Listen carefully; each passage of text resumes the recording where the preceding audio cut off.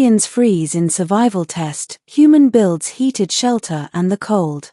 The training officers at the Galactic Academy had designed the exercise to be fair, or so they claimed.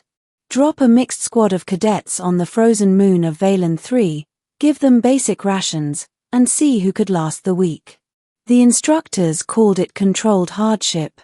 The cadets quickly realized it was something else entirely: survival. The drop. Cadet Surix of the Zorians hissed as the shuttle's hatch opened. A wave of sub-zero wind slashed across his carapace. His species hailed from humid jungles. This frozen wasteland was a nightmare. Beside him, a Drellan cadet pulled his cloak tighter, shivering. This is cruelty. At the back of the shuttle, the lone human stepped down last. Cadet Alex Carter.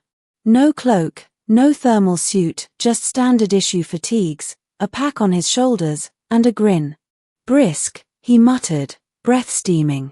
All right. Let's get moving before we all freeze our asses off. The aliens stared. His casual tone felt obscene in the face of razor-cold winds that cut through their very bones. Struggle. Within hours, the group was fracturing. The Zorians huddled together, their limbs stiffening. The Drellans couldn't stop trembling. Even the sturdy four-armed Voran struggled, their tusks coated in frost. Every species suffered. Except the human. Alex marched at the front, crunching through snowdrifts, humming something tuneless. His cheeks reddened, his nose ran, but he kept going. Every so often he'd glance back. You lot are slowing down. We need shelter before dark. Dark. The word sent shivers through already shaking bodies. On Valen 3, night meant temperatures plunging so low metal could crack. The humans' plan. By mid-afternoon, the cadets stumbled into a rocky valley. The cliffs offered some cover from the wind, but not enough. Several aliens collapsed, unable to continue. Surix hissed weakly. We'll die here. Alex dropped his pack and clapped his hands together. Nope. Not if we build. The cadets blinked. Build? With what? The ground was frozen solid, the air like knives. But the human was already moving. He dug with his bare hands, scraping snow into a mound. He stomped it down, packed it, carved into it. Soon, he was shaping something the others didn't recognize. What are you doing? Asked the Voran cadet, voice cracking. Snow shelter, Alex said, not looking up. Back home we call it a quinsy. Keeps the heat in. Won't be pretty, but it'll save your hides. Skepticism. The aliens muttered. The idea was absurd. Snow was death, not salvation. How could piling more of it around them help? Yet the human worked tirelessly, breath puffing in clouds, arm steady despite the cold. When one cadet collapsed, Alex barked, "Get him inside," and dragged the alien into the half-finished hollow. Inside, it was still cold, but out of the wind, their trembling slowed.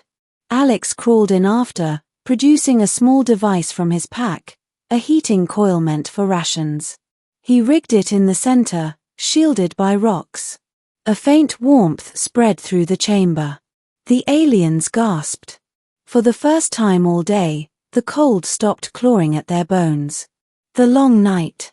Night fell. Outside, the wind howled like predators circling prey. Temperatures plummeted so low that frost bloomed across the shelter walls in thick crystals. Inside, the cadets huddled close, warmed by the coil and their combined body heat. They whispered prayers, songs, fragments of memory. Alex sat at the entrance, keeping watch. His eyes were steady, his body coiled with the patience of a predator waiting out a storm.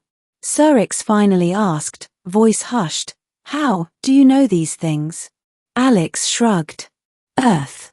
We've got deserts that'll bake you alive, mountains that'll freeze you solid, jungles full of things that want to eat you. My people learned to make do, or die. Simple as that." The cadets stared at him in silence. To them, hardship was rare, catastrophe something from history books. To humans, it was daily life. Morning. When dawn came, pale and brutal, most of the cadets were still alive. They stumbled from the shelter in disbelief. Frostbite nipped a few, but none had perished. The instructors were waiting, impressed. Report, one demanded. Cyrix gestured at the human. He built warmth from snow. He made death into life. The instructor raised a brow. And what have you learned? The cadets exchanged uneasy looks. Finally, one said what they all were thinking. That humans are not like us. They make survival where none is possible. They thrive in places we cannot. Alex just shrugged, rubbing his hands together. Not thrive. Endure. And sometimes that's all you need. The whisper that spread. Word of the test spread through the academy. Alien cadets whispered about the human who laughed at the cold, who bent snow into shelter, who saved them when even their instructors thought many would fail. Some called him a monster. Some called him a miracle. All agreed on one thing. When the cold came for them, the human did not freeze. He fought it and won. Classified note, Academy report. Subject, human cadet Alex Carter. Observation, exhibited unusual survival knowledge in extreme conditions. Built functional shelter from hostile environment, preserved lives of squad. Demonstrated adaptability far beyond other species. Conclusion, humans cannot be judged by fragility alone.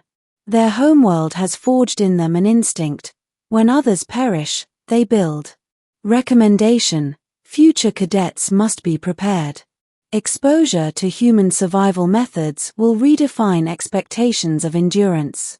That night, as the other cadets shivered in their bunks remembering the howl of frozen winds, Alex Carter slept deeply, dreaming of campfires and stories told under Earth's own cold skies.